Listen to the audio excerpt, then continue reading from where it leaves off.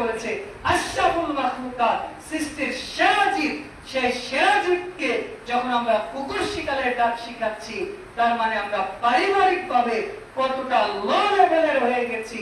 বাচ্চাদের কোন শিক্ষা দেওয়া যাবে আর কোন শিক্ষা দেওয়া যাবে না, এই বোধোদয়টা আমাদের। ছোট বাচ্চাকে একটা গাড়ি কিনে দিয়েছেন, সুইচ মেরেছেন, সেখানে বিভিন্ন ধরনের পশু পাখির বিভিন্ন শব্দ হয় বা বিভিন্ন গান বাজনা হয়, এটাও যাচ্ছে। এতো গত 1 মাস আগে আমি গিয়েছি বিকেল বেলা হাঁটতে, রাজেন্দ্রপুর বাজারের পাশে যে স্কুল মাঠটা আছে ওইখানে গিয়েছি, ফুচকার দোকানে ফুচকা খাচ্ছি। তো হঠাৎ করে একজন লোক এসেছে, ওর একটা ছেলে হয়তো 1.5 থেকে 2 বছর বয়স হবে।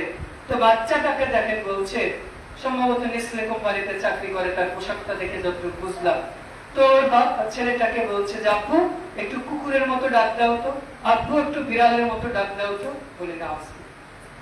দেখেন, পারিবারিক ভাবে শিক্ষা দেওয়া উচিত ছিল যে তাকে কিভাবে কোরআন পড়তে হয়, কিভাবে দ্বীন শিক্ষা করতে, ইসলামের মৌলিক বিষয়গুলো কি, ঈমানের মৌলিক বুনিয়াদগুলো কি, এইগুলো না শিখিয়ে, সূরা ফাতিহা শিক্ষা না দিয়ে, ইসলামের তাওহীদ শিক্ষা না দিয়ে ও কুকুরের ডাক শিখাচ্ছে, বিড়ালের ডাক শিখাচ্ছে, তাহলে এই ছেলে মেয়েগুলো মানুষ তো হবে না, কুকুর শিকারী হবে।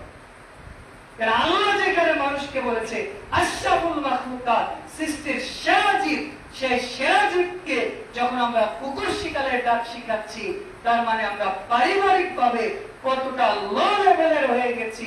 বাচ্চাদের কোন শিক্ষা দেওয়া যাবে আর কোন শিক্ষা দেওয়া যাবে না, এই বোধোদয়টা আমাদের মধ্যে।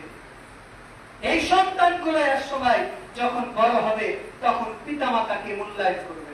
এই সন্তানগুলো যখন বড় হবে তখন পিতামাতার চেয়ে কুকুর শিকারগুলোকে বেশি মূল্যায়ন করবে।